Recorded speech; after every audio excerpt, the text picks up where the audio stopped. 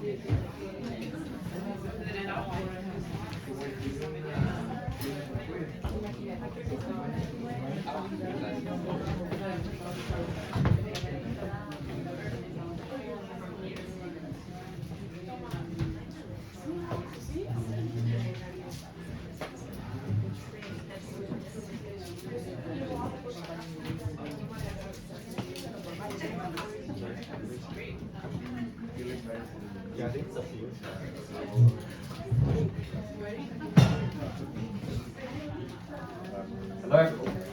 Hello everyone, can everyone hear me? My name is Will Sankey, and I'd like to introduce the last panel of today. Please give them a round of applause.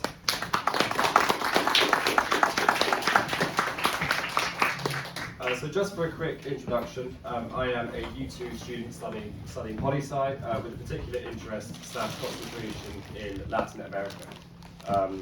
So we have three very exciting presenters. We're going to be blending art with LATAM, which I think is a really fascinating topic. So we have Dr. Amanda Perry, we have Chris Samojedny, and we have Mia Jodorcovsky.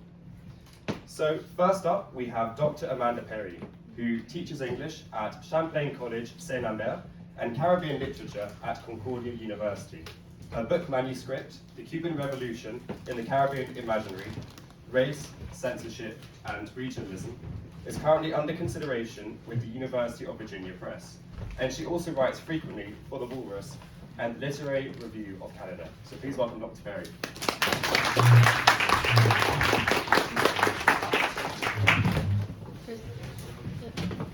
Will?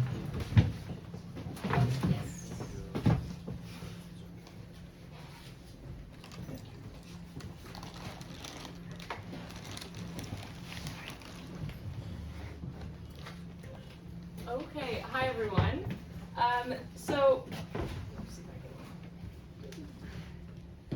just hold this up. So when I tell people that I specialize in Caribbean literature, they almost always ask me why. And their curiosity is understandable. I'm a white woman from Edmonton, Alberta, with no family ties to the region. In fact, I became interested before I'd ever even been there. But this question is hard for me to answer. Sometimes I just go on a little rant about how interesting the Haitian Revolution is. Sometimes I gesture towards the contingency of program requirements. So as an undergraduate at the University of Alberta, I had to choose between these 4 courses. Gender and race were full, so I ended up in Empire and the Post-Colonial, and it just kind of stuck. Sometimes I mention that Derek Walcott, the Nobel Prize-winning poet from St. Lucia, visited the University of Alberta while I was an undergrad. As a 20-year-old, I was starstruck. Derek Walcott had some sexual harassment scandals that have become more common knowledge post-Me Too, so that story doesn't work as well as it used to either. And the fact is, people often want something personal. And in that regard, I don't have that much to say. One element of my attraction to the region, however, was its linguistic diversity. At the time of Walcott's visit, I was already learning French and Spanish. Turning toward the Caribbean would encourage me to keep going with those languages, breaking out of the monolingualism of my family, and it seemed like a straightforward way to contribute to the field. Eventually, this led me to comparative literature program at NYU. So if I really had to dig for something, I might frame my desire for a multilingual approach to the Caribbean as a kind of detour, to use the language of the Martinican theorist Edouard Glissant. Because, of course, based on the federal discourse on which I was raised, becoming French-English bilingual is an essential component to being a good Canadian. The way to make this country, with its own past of colonial conquest and fragmentation, function. Now, multilingual approaches to Caribbean literature are not necessarily the norm, but they have become increasingly common. So the 1960s saw early pioneers of this approach, like J.R. Coulthard, who was a professor at the University of the West Indies. This is a book from 1962, and he trained one of my PhD supervisors, J. Michael Dash, a Haitianist from Trinidad, who outlines a pan-Caribbean approach to the region and the other Americas. Since then, in the past 25 years, there are far too many texts to even mention. Very recent, for example, would be the push towards archipelagic thinking by people like Michelle Stevens and Yolanda Martinez San Miguel, who are taking back that theorization question, Walcott, Glissant, and generalizing from their models to be used for elsewhere. And these shifts have made cross-linguistic networks and influences more visible. So we have, for example, Aimé Césaire's Cahiers d'une retour au Pays Natal as translated by Lydia Cabrera in a version illustrated by Wilfredo Lam, the friendship between Haitian writer Jacques Rouman and the Cuban Nicolas Guillen, or something like the Barbadian writer George Lamming attending the 1956 Union of Black Writers and Artists in Paris. My own research focuses on how the Cuban Revolution helped constellate some of these connections, both as a symbolic touchstone and through its institutions like CLASHSA las Américas. So this is a version of their publication of the Barbadian Edward Kamau Brathwaite. Most often, however, this research focuses on parallel aesthetic and ideological developments among writers facing similar structural conditions who may or may not have been aware of each other.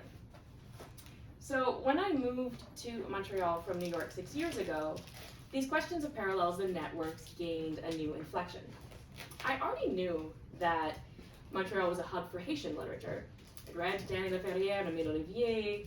I'd also noticed, for example, that my copy of Jacques Rouman's The Masters of the Dew, perhaps the most famous Haitian novel, was edited out of Montreal with Mémoire d'Encrier.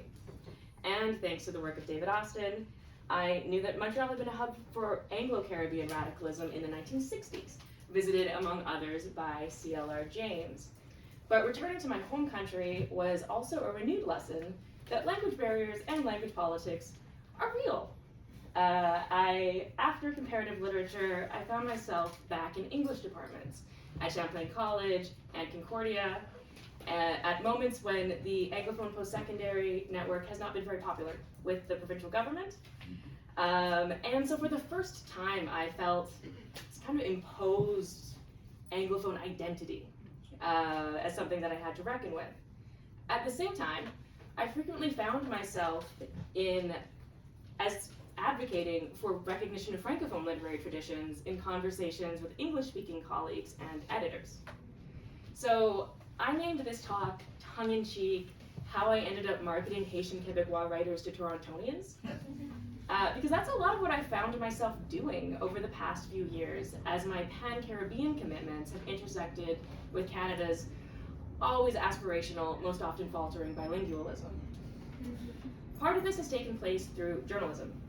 So after writing reviews of Frédéric Leroy's book on Cuba and Kai Kello's Caribbean-Canadian short story collection Dominoes at the Crossroads, I was offered a role as a contributing editor for the Toronto-based Literary Review of Canada, and my role was to help them expand their coverage of books in French.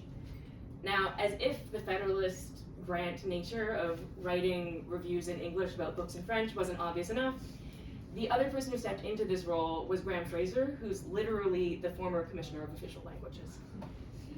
This role has enabled some direct promotion of Haitian writers with Quebec ties, like a joint review of Émilie Prophète and Maurice Eliagnon, or a profile of the press Mémoire d'Encrier that I wrote for The Walrus. And in these articles, I find myself sneaking in paragraphs about the sheer breadth of Haitian letters in Montreal.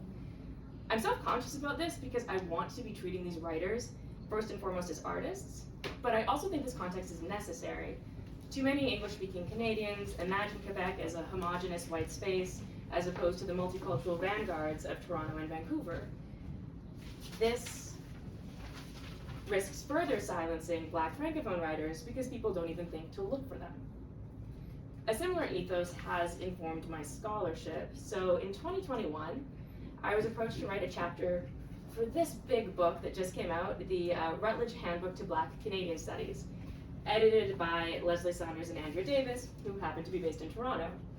They wanted a chapter on Danny Leferrière, and I thought, of course. Leferrière has won the Prix Medici, he's on the Académie de la Langue Française, so he was on their radar. But of the 12 proposed chapters on significant writers, he was the only one who wrote in French. So I responded with a counterproposal. I'd find him someone else to write on Leferrière and give them a chapter on Émile Olivier. The editors, to their credit, immediately said yes to me as a junior scholar they'd never met, and then commissioned an additional chapter on Maurice Eliagnon. So the volume as a whole remains Anglocentric. Only 4 out of 32 chapters are on material in French. but that's twice as many as were originally planned, and frankly, I'm proud of that.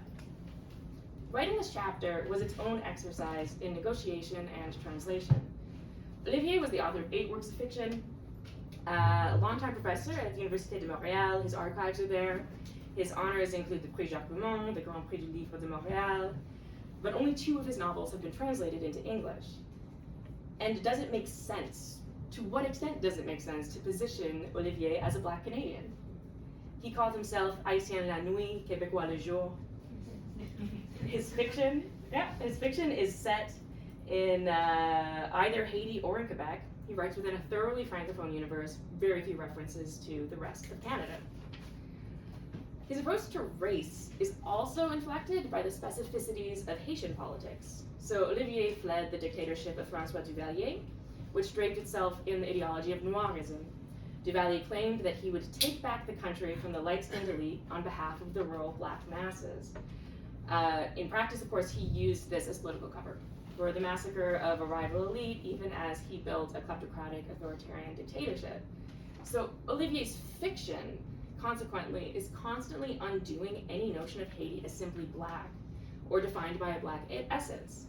Thus, in his novel Mère Solitude, revolves around the Morelli family, who are, as he says, de souche douteuse, like from dubious roots, tracing their origins to the Spanish colonization of the island and maintaining influence through strategic marriage with outsiders, including English, French, Italians, and Syrians.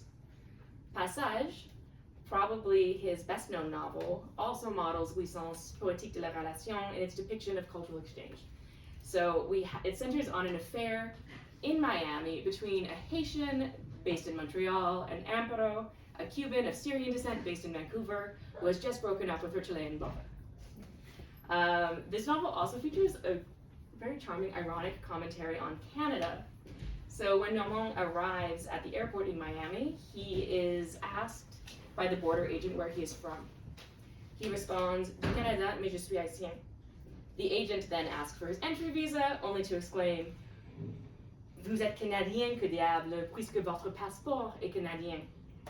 To that, naturally, the text suggests the matter is more complicated than that, as Normand replies, "L'histoire, voyez-vous, monsieur, a de ces petites coquetteries.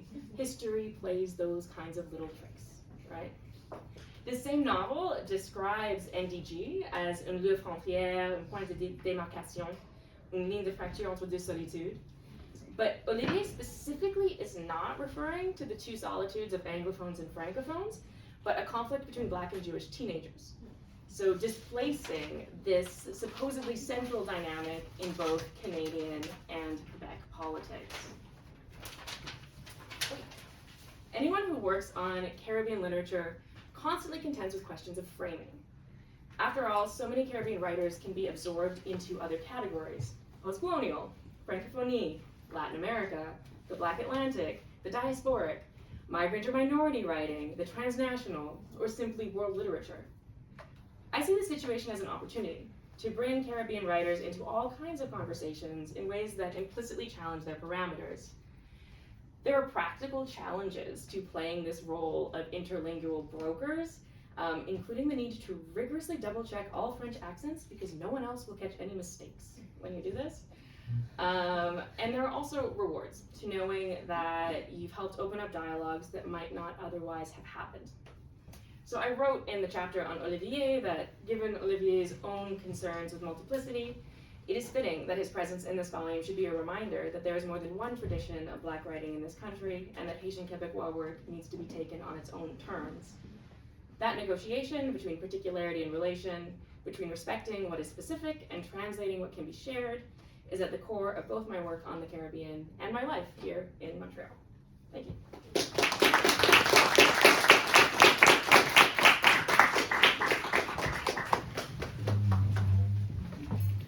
Amazing. Thank you so much, Dr. Curry.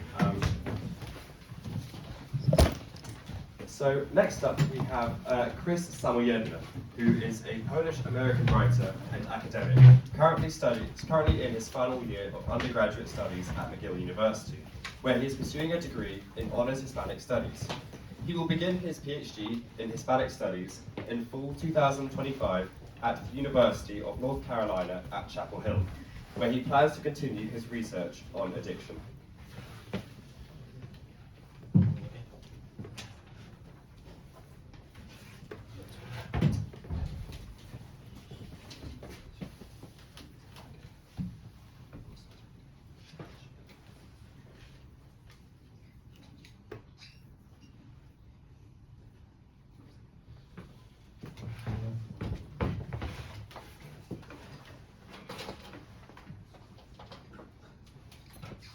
Hello everyone, my name is Samojedny, and I find myself in my last year here at McGill studying Honors Hispanic Studies.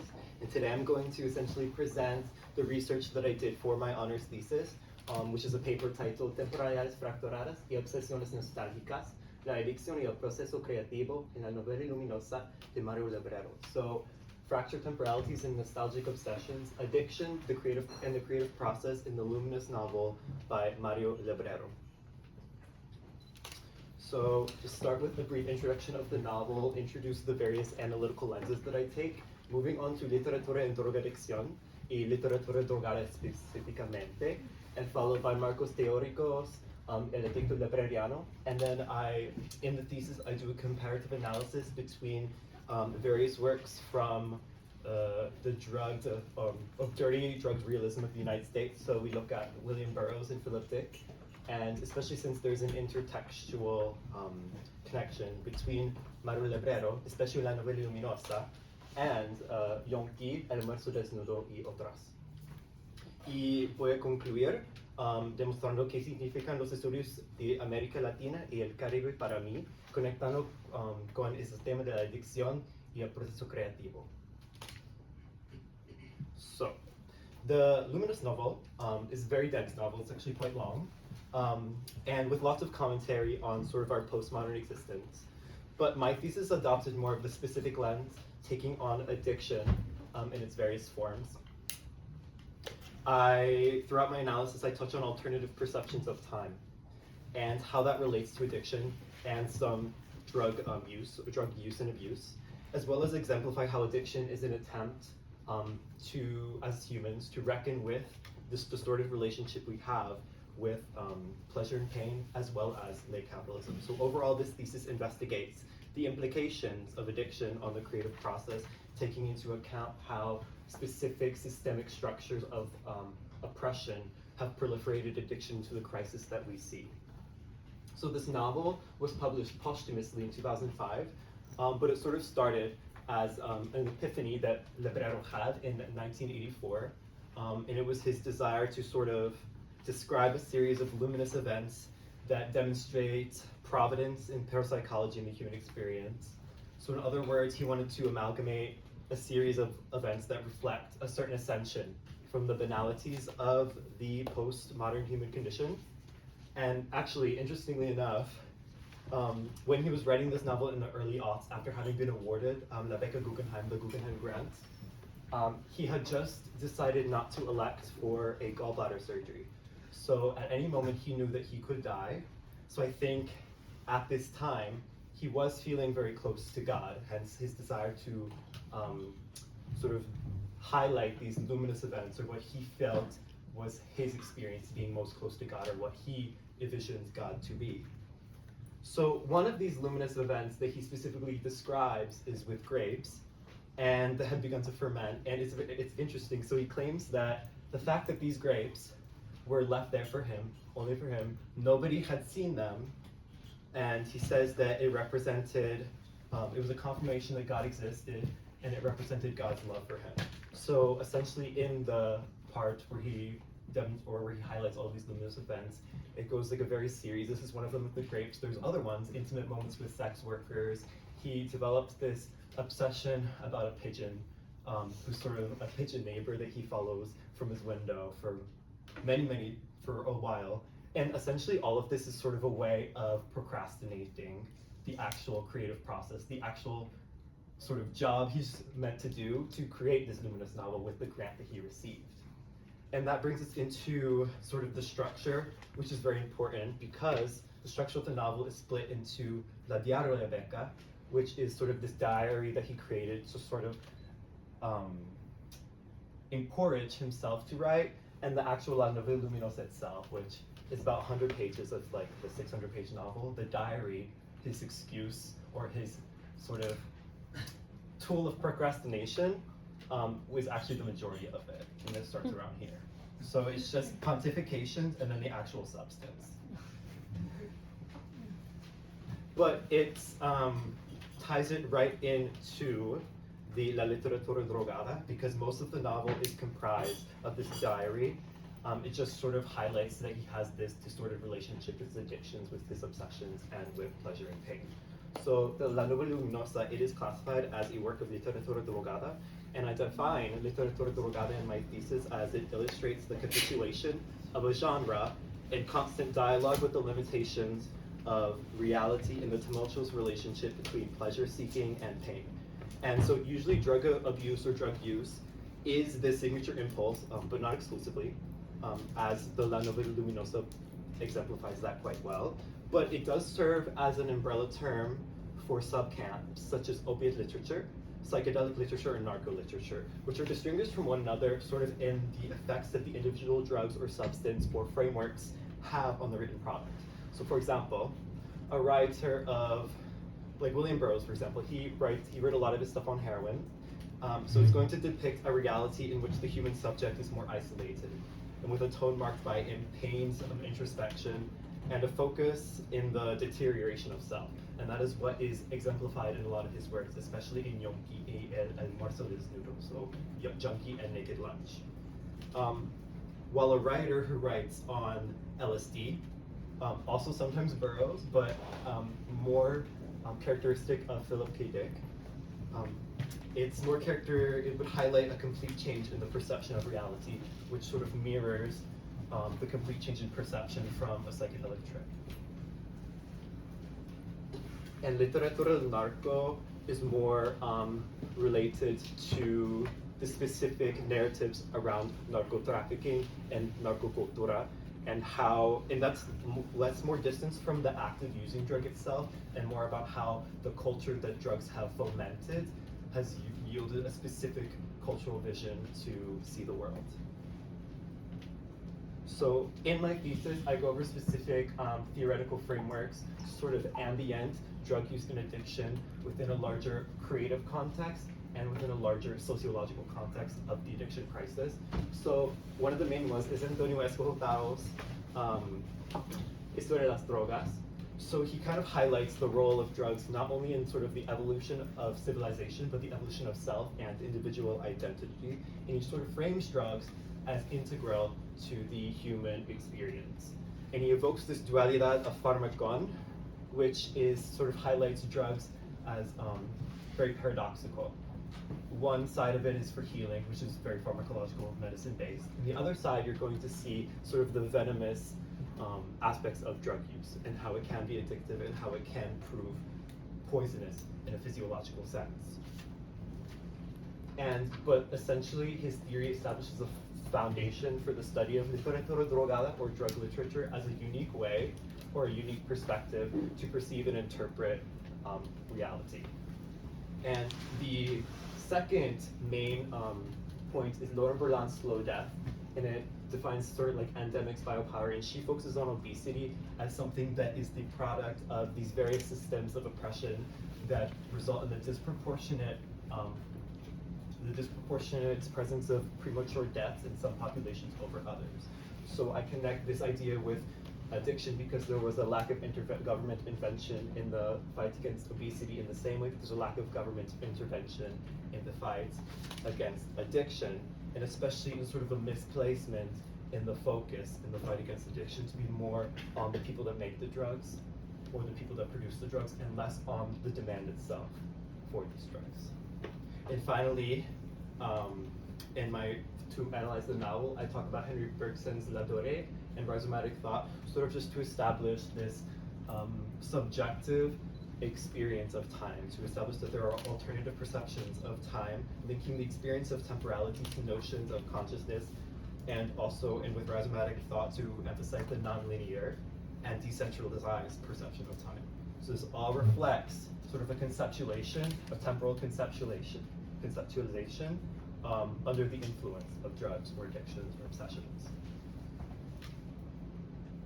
But Mario Lebrero is not your typical addict, making sort of the representation of addiction in this novel actually that much more important to sort of informing a more greater understanding of literatura drogada, not just literatura drogada, but addiction in general. So the librarian addict, he is very withdrawn, often nocturnal, and that's demonstrated by the fact that in his timestamps in the diary, a lot of them that mark the end of his days are like between like 3 and 6 a.m. So the end of his days are when we typically would start ours, and he starts his days when we end ours, or in the evening, around 5 p.m., 6 p.m. So he's kind of completely isolated from all of the other aspects of society that move around him. And he's also just very sick, but that's because he has a lot of health problems. In this moment, he is older, and he didn't elect for the gallbladder surgery, and then on top of that, he has many other health concerns and takes a lot of medications. And this ties us into sort of his addictions themselves. He has a lot of pharmacological dependencies, so antidepressants, antipsychotics, muscle relaxants. He loves his Valium and other benzodiazepines. He actually talks about that a lot, and sort of he pontificates on his use of whether he's like, oh, is it problematic, is it not? It's like, well, I just use it like, you know, for like when I have a panic attack, but then he'll talk about how he uses it to try to cope with his students, because he finds it difficult to sort of be social all the time. And in addition to that, his main addiction, it seems, is his computer. And indeed, he sort of uses this diary, which he writes on the computer, to try to condition himself to associate the computer with writing, because all this time he just spends so much time defragging it, changing a bunch of other things about it, all to ignore the fact that he's supposed to be writing. And it just became, in the end, a manifestation of his addiction, essentially because it is much longer than the actual substantial part of the novel. And it just becomes more evident throughout his creative process, because in the end, the novel does read as a bit incomplete. Not only because it was published posthumously and it doesn't seem like he had the opportunity to finish, but I think there's an intentional incompleteness to it, to sort of highlight how his addictions or his obsessions and his relationship with society, late capitalism, all of these certain specific frameworks have alienated him so much that he sort of has adopted the same condition, despite not being an addict like William Burroughs. He sort of adopts a similar condition, and that's evident in sort of this evoked intertextuality that he has. So he talks a lot about William Burroughs and Philip Dick in this novel. He actually mentions something quite funny about William Burroughs. He says William Burroughs is the only homosexual writer that does not offend him. And I think William Burroughs would be offended by that, not because of talking about him being homosexual, but because I think William Burroughs' goal was to mostly to offend. That's just how his writing was. It was very shocking. It was meant to muy chocante. But this fragment from the La Noville Luminosa sort of provides the foundation for the comparative analysis that I do, and it sort of just places La Noville Luminosa in the same literature categories as these very well-known drug novels, such as Junkie or Ubik or Naked Lunch. So I will just read this brief passage in español. So a partir de ese pasaje, empecé a considerar seriamente que todo lo que parece ser en Burroughs, fantasía, producto de la droga, no siempre lo es. Llegué a pensar que ciertos drogadictos, como él y como Philip Dick, y tal vez como yo, salvando las distancias en todo sentido, no deben su obra a la droga, sino que la droga es para ellos el escape imprescindible para poder seguir viviendo con toda esa percepción que el universo se tiene comúnmente. Es muy difícil vivir con esas percepciones, intelecciones y intuiciones a cuestas. De ahí la necesidad de droga y no a la inversa. Entonces, so the Luminous novel, for me, it takes addiction out of its literal sense and makes it sort of a metaphor for the human experience in this fractured late capitalist society we're living in. And connecting that to more Latin American studies in general, I have been very interested in addiction as a phenomenon, disconnected from sort of the use of drugs, but more as something I feel that humanity as a whole is becoming more disillusioned with these systems of oppression. We feel more of a need to find evasion, find escape in these sources of pleasure, and we are therefore distorting our relationship. And I think América Latina and Caribe provide a very unique lens to view addiction, especially since addiction crisis is now rising in Latin America to some of the same levels that we have seen in North America. And I think it provides a very interesting lens going forward to how we're going to reconcile, not just in like a Latin American community, but as humanity with pleasure seeking and pain. So, obrigado. Gracias.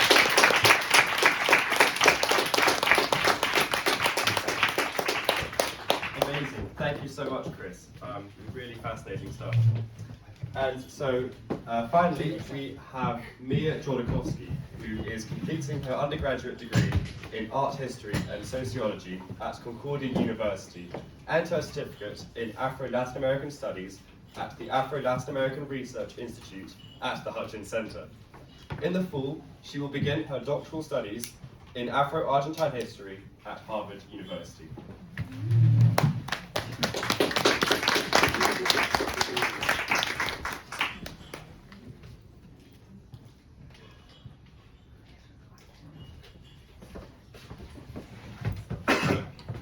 Hello everyone. Thank you so much for being here, especially as the last presentation of the day. It's a pleasure to share some of my current explorations and considerations as I reflect on the stakes of my future doctoral research into Afro-Argentine history and slavery in early post-independence Buenos Aires, and specifically thinking about the racial narratives that are largely taken for granted despite being deeply entrenched within public memory. In this presentation, I'd like to take you along the path that led me to rethink some discursive and visual connections between parts of Latin America, the Caribbean, and beyond. What I hope to offer is a tracing of shared transhemispheric mechanisms of two nations located at both extremes of the Americas, who engage with concepts of blackness only when it doesn't threaten the story the nation tells about itself. For over a year now, I have been grappling with the María Remedios del Valle monument that was inaugurated in Buenos Aires in 2022. Del Valle was born to an enslaved Afro-descendant mother in Buenos Aires in the 1760s, and her father is believed to have been her enslaver. Following her mother's death, she is thought to have escaped captivity in search of a better life. By the age of 40, she was married with 2 children, and in 1810, they all joined the first military organization of the Wars of Independence in Buenos Aires. Following the soldiers through various battlefields, nursing the wounded, and enduring captivity and torture from political enemies, she earned the rare title of La Capitana in her lifetime, an exceptional honor, and particularly for a Black woman. Yet despite her service, Del Valle died in destitution and was soon forgotten. The monument emerged from a national art competition sponsored by Argentina's Ministry of Culture in 2020, which sought to generate representations of Del Valle for whom no historical likeness exists. The initiative responded to decades of Afro-Argentine activism. Since the 1990s, Afro-Latin American activist groups have worked to resurface stories like hers as part of a broader movement of demanding visibility, historical redress, and the inclusion of their ancestors in national historiography. Today, she is referred to by many as La Madre de la Patria. The winning conceptual design, this sculpture, was funded by the state to be rendered into a monument, and it was inaugurated on November 8, 2022, on the National Day of Afro-Argentine and Afro-Culture in Buenos Aires. Standing at 3.7 meters tall, 3D printed in tinted resin and lacquered to resemble bronze, the monument captures Del Valle mid-stride. Her mouth opens in a fierce cry, her body taut with motion. She lifts the Argentine flag high as her loose, tattered uniform slips from her elbows, exposing her bare chest. Barefoot, she stands in bunched pantaloons. At first, some can say that the monument to María Remedios del Valle appears to challenge Argentina's long-standing narratives of whiteness, one that has been mobilized since the mid-19th century to sanitize the nation's post-colonial history. But the more I look at it, the more I disagree. To me, the monument doesn't represent a break from Argentina's racial narrative of homogeneity, but is actually a continuity of it. Though the monument commemorates her, it simultaneously absorbs her within a state-authored narrative of inclusion, one that uses form and gesture to tell a story of national unity that never was. In the wake of multiculturalism and identity politics, the Argentine state's interest in Afro-Argentine history is not a gesture of restitution. Rather, it marks a strategic shift from the myth of racial homogeneity to a renewed fiction in which los indios, los europeos, los criollos y negros como Remedios del Valle are cast as equal co-founders of the nation, to borrow the words of our Vice President, Victoria Villarruel. In this context, Del Valle becomes the ideal figure for this narrative, the symbol of Black sacrifice for white liberation. Indeed, she fought for a freedom that was not hers. While she was granted manumission in exchange for her service, she ultimately died in destitution, and slavery and its racialized social structures continued in legitimacy until 1860 in Buenos Aires, where Argentina consolidated into the nation-state we know today. Her exposed body, an artistic choice unnecessary to the telling of her story, draws on a long history of portraying Black women as both sacrificial and sexually available. In this way, the monument offers symbolic inclusion while leaving the structures of racism and misogyny untouched. Most importantly, the monument, through Del Valle's story, allows the state to say that Blackness was here, but only in the form of loyal service, and not for very long. The mythical disappearance of Afro-Argentines from the region post-independence continues to be predicated on the idea of Afro-descendant soldiers being quasi-exterminated during the Revolutionary Wars, while the small population that remained died from disease epidemics and was ultimately swallowed up by the waves of millions of European immigrants in the latter half of the 19th century. This narrative of a Black presence acknowledged only to be displaced or erased felt eerily familiar to me. It reminded me of another image I had seen some time ago, one that echoed this visual and symbolic grammar with unsettling precision. It was an oil painting made in 1786 in Saint-Domingue, present-day Haiti, originally titled Portrait d'une Négresse, or Portrait of a Negro Slave, terms that reflect the racialized language historically used to label and subjugate enslaved Black women. Immediately, we notice the echoed portrayal of two Afro-descendant women, the naked chest. In both artworks, Black womanhood is made legible through the visual markers of racialized and gendered subjugation, a dark complexion and exposed skin made available for the viewer's consumption. While set in the Caribbean, the portrait was painted by François Malépard de Beaucourt, a slaveholder in New France who resided in Montreal, and the sitter was his wife's slave. Her name was Marie-Thérèse Zemir. Today, the painting is housed in the Documentary Art Division of the McCord Museum and was renamed Portrait of a Haitian Woman in 2011. And on the surface, the new title seems more precise and should therefore be more respectful. But as art historian Charmaine Nelson incisively argues, quote, the recent renaming of the portrait functions in a similar way, performing a double erasure, erasing Canadian slavery with the addition of the word Haitian, and erasing Haitian slavery by replacing the word slave with woman. And it is through this disavowal that slavery can always be elsewhere, end quote.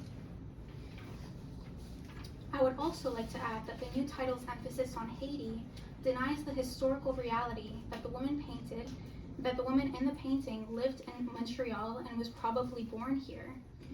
By identifying her as Haitian, despite Haiti not technically existing yet in 1786, and placing her in a lush tropical setting, the painting not only erases Canadian slavery, but also renders Blackness foreign, denying the historical presence of Black people in Quebec itself. This multi-layered displacement mirrors Quebec's broader racial narrative, in which Francophone ethno-nationalism and the Canadian myth of racial tolerance converge to obscure the region's entanglement with the Black Atlantic. It's important to note that between 1629 and 1834, Quebec was directly linked to the Caribbean economies of enslavement through the circulation of enslaved peoples, goods, and capitals. As I've written elsewhere, Quebec frames itself as a colonized people, a French exception fighting to preserve language and heritage. But this is a self-image that conveniently leaves little room for reckoning with its own role in the transatlantic slave trade. The portrait thus becomes a visual tool of racial and slavery amnesia, using the lush tropical vegetation in the background in its renaming to displace slavery and Blackness onto Haiti and the broader Caribbean. This act of displacement, of removing slavery from national memory, is precisely what connects the portrait to the Maria Remedios del Valle monument. Though the contexts are different, both artworks participate in a similar gesture. They acknowledge Blackness only to the extent that it can be folded into a national narrative that evades accountability. In Argentina, the Del Valle Monument reinscribes a racial harmony myth in which Afro-descendants nobly fought for independence and then quietly disappeared, allowing the state to contain Blackness within the symbolic terrain of early nationhood, while avoiding any reckoning with the persistence of slavery during the first half-century of Argentina's formation, or with the foundational role that both enslaved and free Afro-Argentines played in shaping its economic and sociocultural landscapes. So if Argentina erases its history of slavery, how does it make sense of the Afro-descendant communities that are visible today? Much like Quebec, which externalizes Blackness by reframing its own Black past through the lens of Haiti, Argentina manages the tension between Black presence and national whiteness by projecting Blackness onto the figure of the foreigner. If Blackness cannot be located in the past, then it must come from somewhere else. State ambivalence regarding the recent influx of Afro-Caribbean and West African immigrants into Argentina since the 1990s exemplifies this displacement. On the one hand, Haitian migrants in particular have faced really harsh treatment, profiled as falsos turistas, denied entry, and racialized as quote-unquote undesirable. At the national border, Haitians emerge as a threat to the Euro-descendant racial landscape of Argentina. Yet at the same time, the process of disavowal of Blackness in Argentina relies on Haitian and other Afro-descendant immigrants for the process of foreignization, a race-making mechanism that casts Blackness as something that comes from elsewhere. Afro-descendants then become visible, but only as immigrants, not as descendants of enslaved people who helped build a nation. Consequently, political sociologist Antonia Mardones Marshall documents that Afro-Argentine activists often feel ignored and have expressed frustration that the state recognition often centers the experience of immigrants, particularly Haitians, the Senegalese, and Dominicans. And while these groups face very real forms of racial violence, the state's preference for framing Afro-descendants as foreign serves a deeper function, to protect the myth of Argentina as a white nation.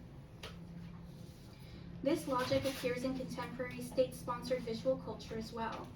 Leading up to the 2010 national census, the Instituto Nacional contra la Discriminación, la Xenofobia y el Racismo, also known as INADI, launched a campaign to sensibilize Afro-descendants to self-identify in the census. One poster featured a Black man under the slogan, "Soy Afro-Argentino." Although there were no visual indicators of the man's origin, a scholar identified him as Haitian, and whether or not this is accurate, the assumption itself is revealing. Even within a campaign meant to affirm national belonging, Blackness was interpreted as foreign. Haiti, in this case, functions as a container of Blackness, making Blackness and Argentinidad mutually exclusive. Together, the monument and the INADI campaign image displace Blackness from Argentina. Despite both seeming to acknowledge Blackness, one frames it as sacrificial and historical, and while the other is understood as contemporary but recent and still inextricably linked from its Caribbean or West African origins. These representations allow the state to signal inclusion while continuing to deny any accountability regarding their complicity in the transatlantic slave trade or its afterlives. What these images ultimately reveal are not just shared iconographies, but shared strategies of historical forgetting, ones that mobilize the conceptual Caribbean, and Haiti in particular, to displace national histories. By making Blackness legible only through temporal or geographic foreignness, Argentina and Quebec both participate in broader hemispheric narratives that obscure the memory of slavery, sever Black communities from their histories that produce them, and render accountability impossible. For my own work on Afro-Argentine history and slavery, this is not just an intellectual concern, but it's the heart of the matter. To write histories of enslaved peoples and spaces imagined as white is to write against the grain of national myth and collective memory. But it is precisely through these kinds of unexpected connections between Latin America, the Caribbean, and beyond that we can make these erased histories legible. Thank you.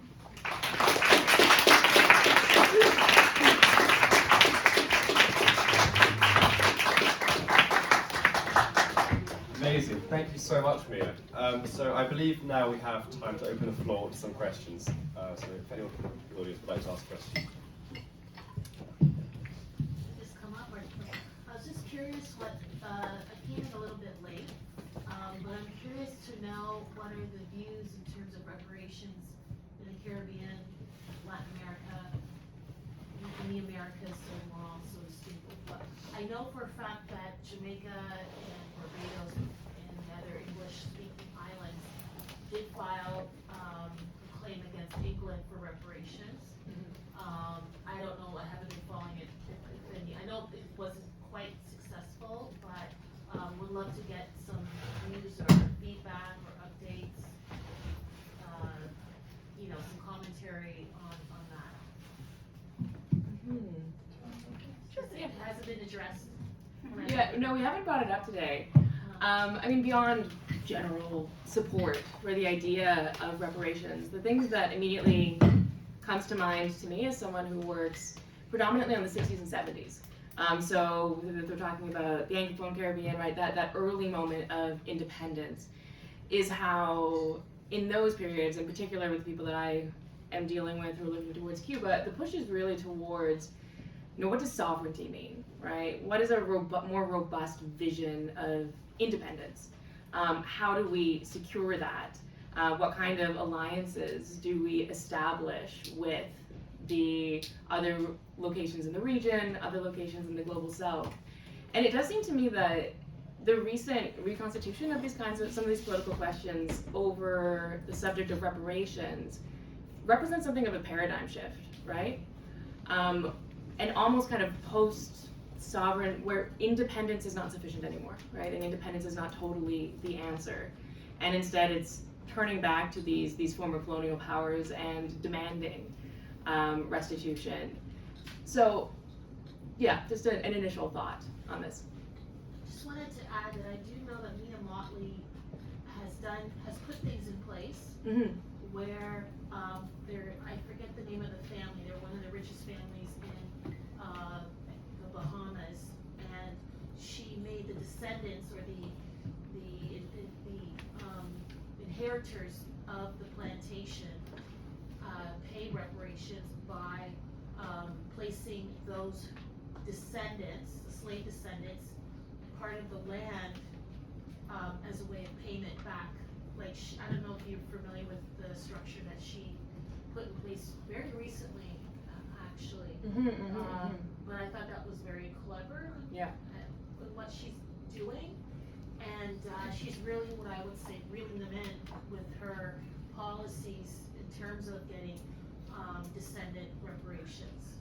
So I'm curious if any of you are familiar with how the other islands are strategizing in terms of that. Certainly there's a lot of talk about the Haitian debt, right?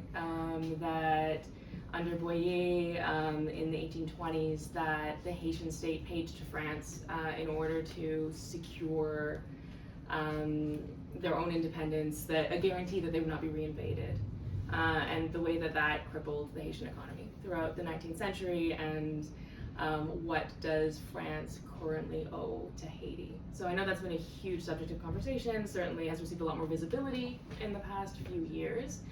I don't think, obviously there's a lot going on in Haiti right now that doesn't necessarily lend to concrete organizing around that, but I don't know if you two have anything to add. In terms of the Caribbean, I'm not too familiar. Do you want to pause me? I don't think that one works. Oh, it does. Okay. Go for it. Thank you.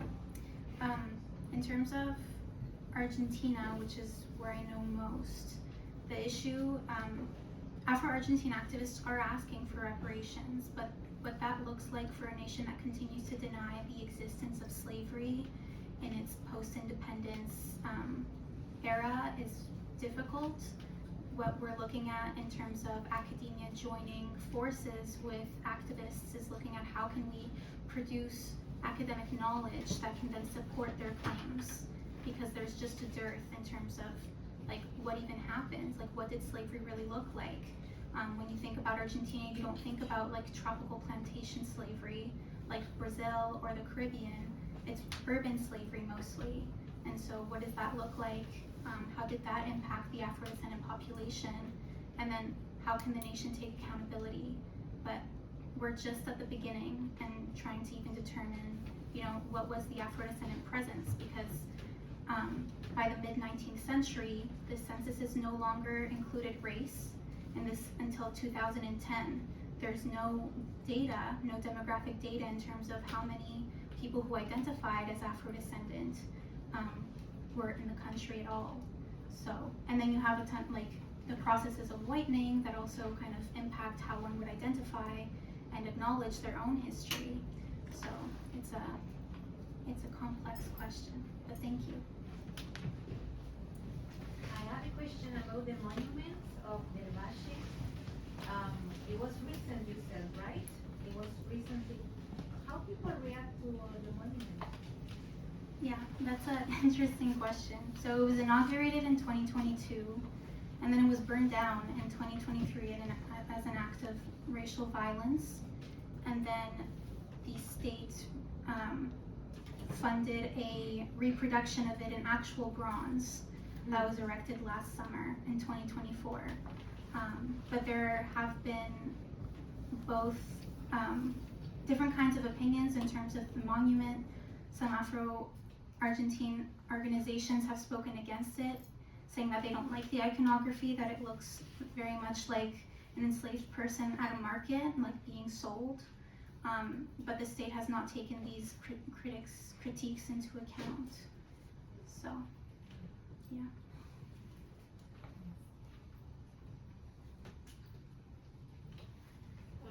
Yes, I mean, maybe this is a question for all the panelists, but it seems like you're all examining facets of representation, representation of,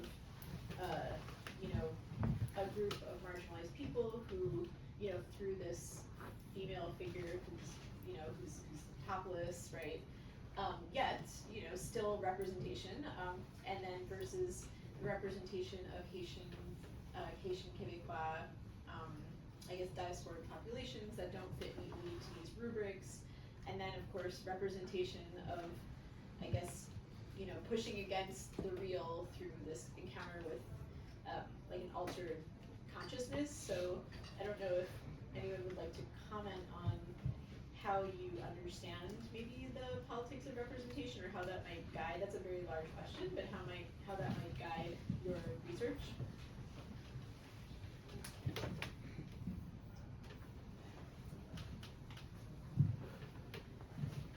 So actually, when I knew I wanted to do a research or a theory based on addiction as a central theme, and I was reading a bunch of Latin American novels trying to figure out which work from La Literatura Drogada would work best to sort of create the image of addiction that I did, one that's more metaphorical and more distanced from the drugs itself. And I think that this representation that Lebrero has is especially valuable because he's not just addicted to drugs, he's addicted to other things. And I think that sort of places the concept of addiction sort of in a different light, in making it more about sort of our philosophical relations with pleasure and pain, late capitalism, and other questions regarding temporality.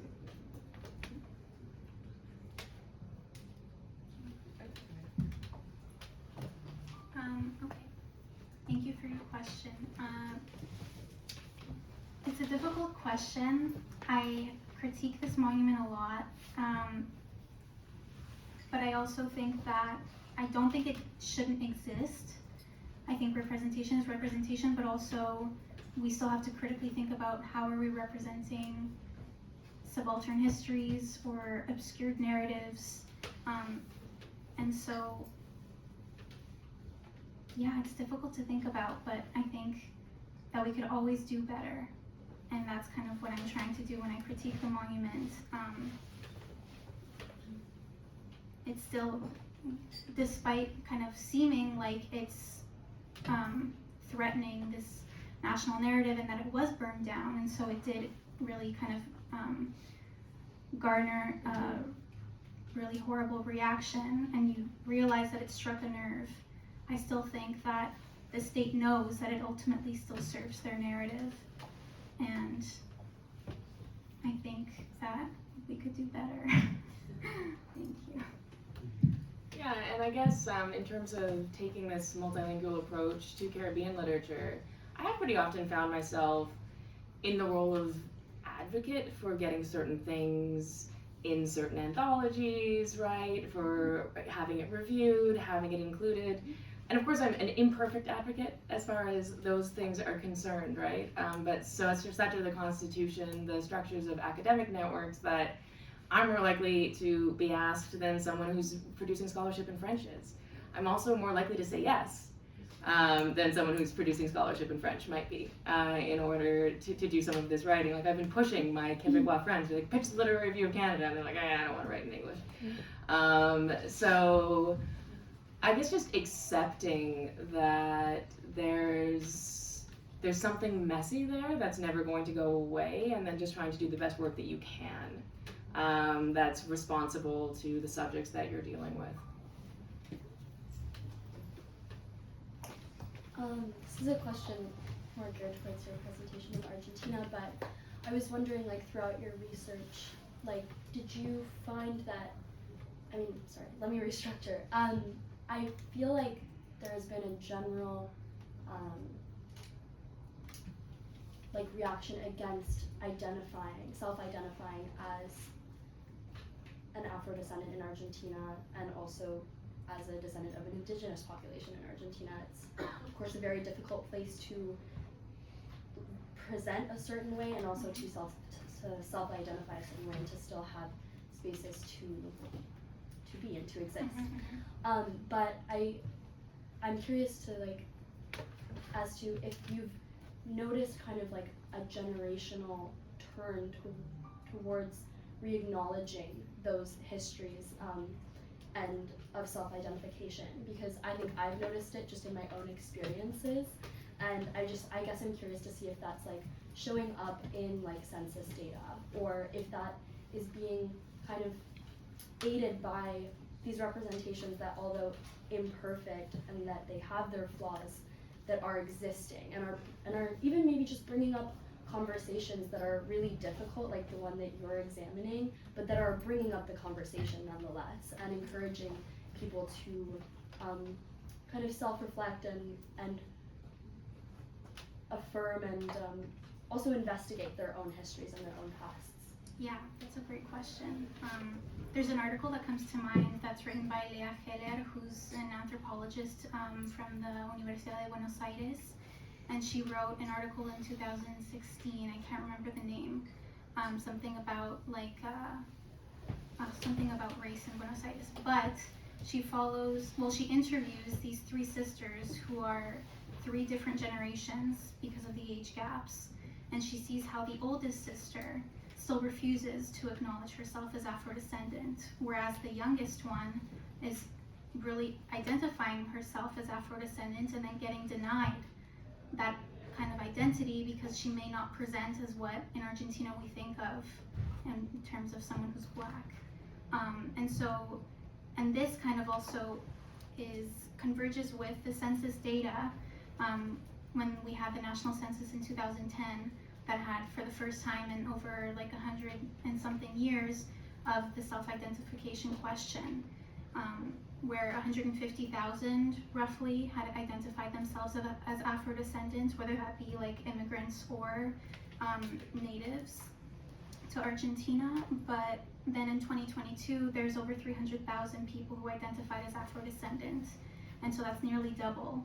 But that's not necessarily that 150,000 Afro-descendant immigrants entered the country, and so there's really kind of this movement, this activist movement that's also like in combination with like a larger Afro-Latin movement happening from the Caribbean all the way to South America and Mexico and everywhere in between. So yes, we're definitely seeing a move towards that, and that's what I think is so important about these conversations. Yeah, thank you. I'm not quite sure what my question is, but it's around like the concept of mestizaje and like the role that it plays depending on where you are in Latin America and what point in history you are, because I think you were speaking about the writer Olivier or something like that, and how it was mestizaje was like a way of kind of refiguring the idea of people had of Haiti in their heads, right? So it was more of like, I don't know, a subversive move. Yeah. Whereas in a place like Cuba, mestizaje, although a writer like Nicolas Guillen is writing about mestizaje like as something, there's critiques in Nicolas Guillen's portrayal of mestizaje as something that's like used in the service of white nationalism on part of Castro and his administration. But yeah, so in that case, it's something that's not quite empowering for Afro-descendants, right? Or something that's kind of, the discourse around it is parallel to the discourse around like color blindness in America, and how at first, like civil rights movement era, the idea people had around like color blindness and or around mestizaje or mixedness kind of also has evolved in a similar way, to where like younger generations now are like, it doesn't really work that way and you're kind of obscuring. But anyway, don't know what my question is, but for, I think either of you can answer because you're both kind of touching on it in ways. But yeah. Yeah, thanks. That's a great question. And then I have a question for the two of you. Because of course, when you're moving between these different parts of the Caribbean, in particular during this time period, the political valence of race can change quite dramatically. And I would actually say like Haiti is the place that stands out in this regard, as a place that has actually, where you have a violent state that has adopted far-right European nationalism around the notion of blackness. Like this is very, in my, as far as I know, very, very unusual. And is then targeting members of the light-skinned elite for politically motivated massacres, and is also just using this as like a source of mystification, right? To throw the wool over people's eyes in terms of what it is that is actually going on. Whereas if you go to Jamaica, you're going to find something that's slightly more comparable to the phenomenon that you're describing, a sort of Creole nationalism out of many one people, that is arguably then disguising the dispossession of many members of the black majority. And that's, I think, a discourse that's more familiar to us from a North American context, and that makes a lot more immediate sense.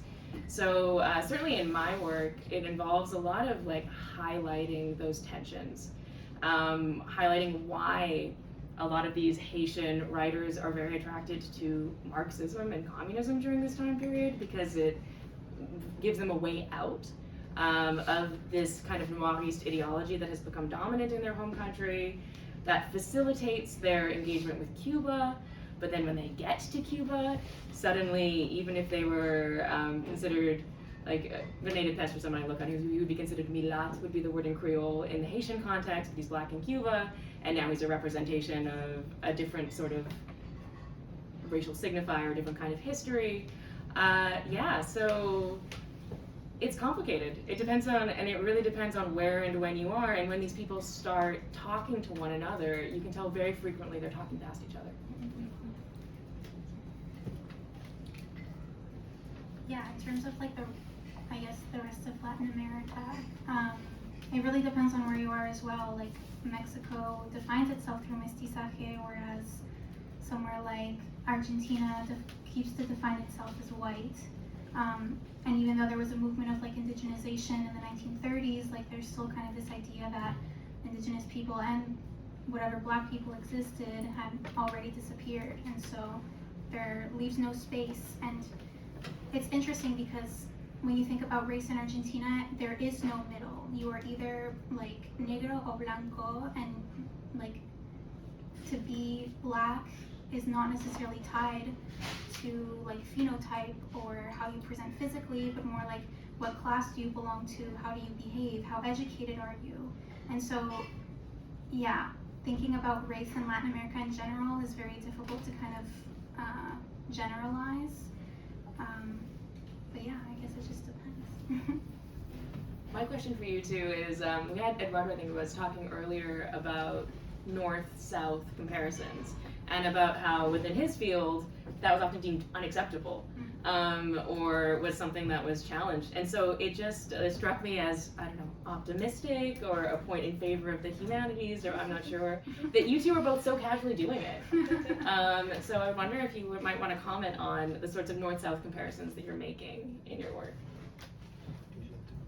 I could go. I was actually really nervous about this presentation. My mom can attest. I don't know, I felt a bit scared about comparing Quebec with Argentina. It's not something that I've seen in the literature and not something that I think many people think about. And so I was worried about like what would the reactions be, and then connecting, you know, Haiti not just to Quebec but to Argentina as well. But I think that thinking through these connections has been really important for me to understand also like how do these racial narratives operate. And I think when we can identify them and see how ubiquitous they are across the Americas, there's something really powerful about that. And I think the more that we talk about it, and the more that we kind of explore these maybe unexpected, invisible bonds, that we can start to dismantle them more. But yeah.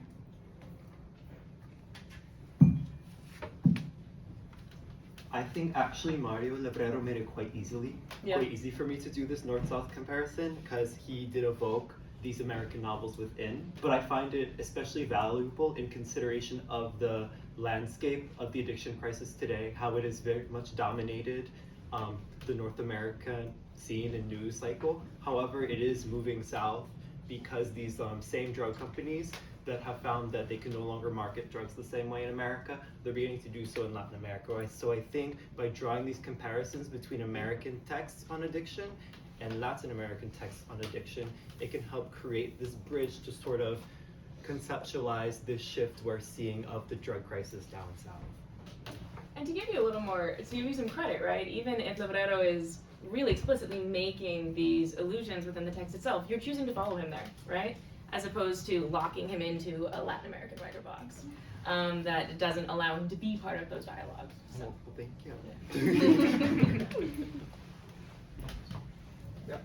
I have a question about the fact that you're all like representing your pieces. You chose to the pieces you've selected today are part of like a bigger context. Like you had more options. So I wanted to ask about the personal like process of doing so. Do you feel like by yourself sharing something that was maybe not shared enough before, you're changing the narrative around it? Do you feel like it's something that you're doing because you want to people to be talking about it more, or yeah, just asking about this narrative aspect of making presentations on these topics? Yeah, I feel like I was answering the prompt that we were given as part of this symposium, which I really appreciated because it allowed for me to talk a little less formally in terms of how I got to where I'm at, and a variety of commitments beyond just scholarship. I could have talked more about my book project, but I've been talking a lot about it lately, so I appreciated the opportunity to talk about something a bit different. What about you two? Well, for me, I have a lot of different like lenses I could take on addiction, but I specifically chose this one not only because it is the most extensive, because it is the thesis I had to write to graduate in a few months, but additionally I think that for me it was very valuable in sort of reshifting my own view of addiction and drug use. Addiction is like very omnipresent in the tapestry of my family history, so I wanted to sort of redefine what that means to me, because it seems like there's no way to distance humanity from drugs or illicit substance.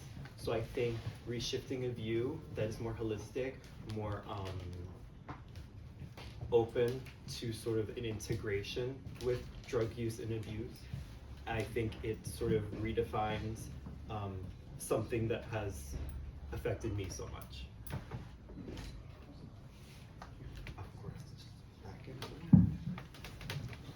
Yeah, in terms of choosing what to talk about, I think that the monument is really new and there's not much literature on it, and the limited literature that there is on it, I find still kind of ignores these deeper implications that I spoke about. And I also thought it was really exciting to be able to talk to, you know, a community of people who are coming to listen about, like, learn about Latin America and the Caribbean. Would find it somewhat interesting, I would hope. Yeah, and then thinking about like how to connect, like the painting that I connected it to the portrait of a Haitian woman. It was kind of organic. I was reading a lot about Charmaine Nelson's scholarship, which is great. And I just had this kind of like epiphany, I guess. But yeah, it's difficult to narrow down. I had many more examples. Thank you so much for your presentations. I actually had a question that concerns all three of you.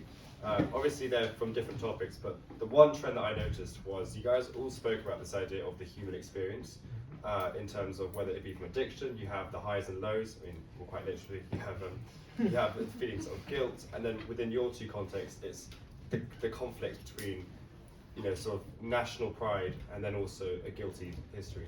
And so would you say that from where you guys are speaking, would you say this is more, you guys are diagnosing symptoms of a deep-rooted issue, or would you guys say that this is actually inspiration for hope? Would you say that Lerero was actually living, you know, Levero's piece was a cry for help, or was he just, you know, reveling in what he thought was the optimal human experience?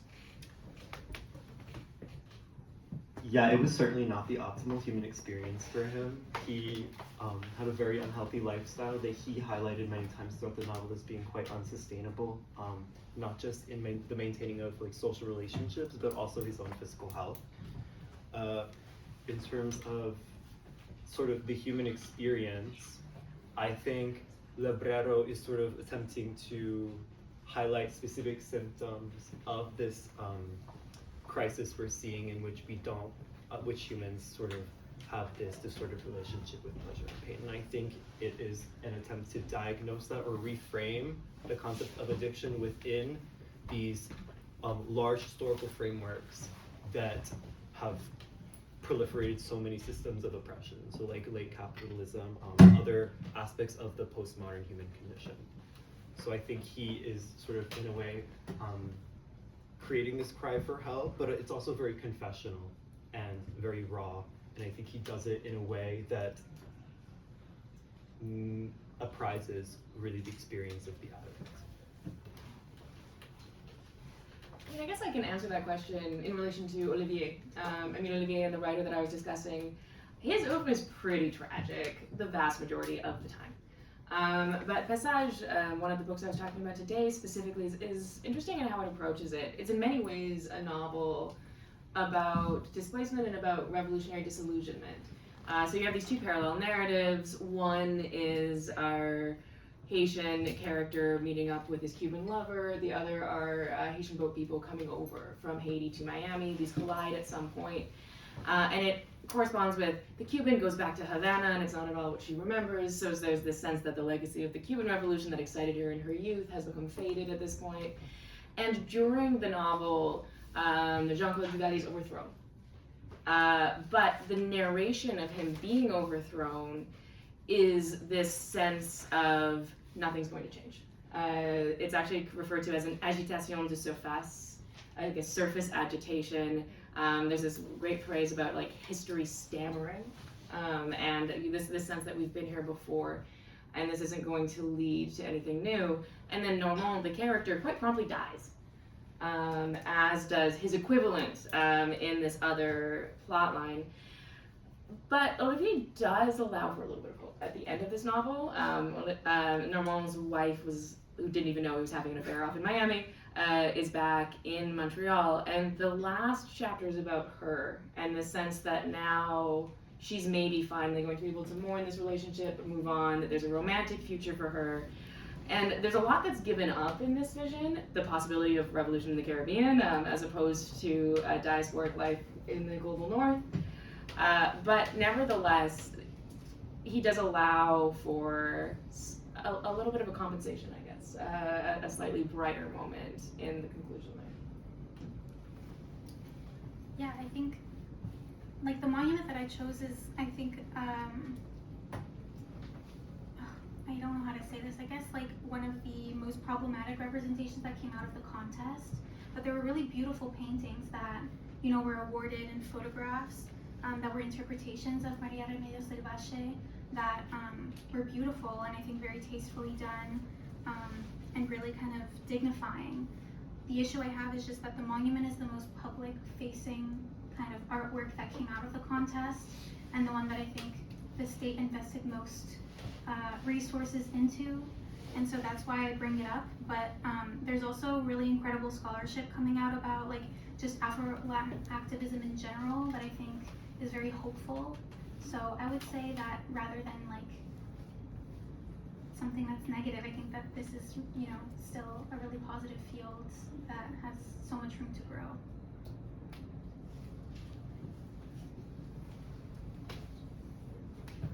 Great. I think that actually concludes our fourth and last panel. Thank you so much all for coming. Thank you all to the panelists.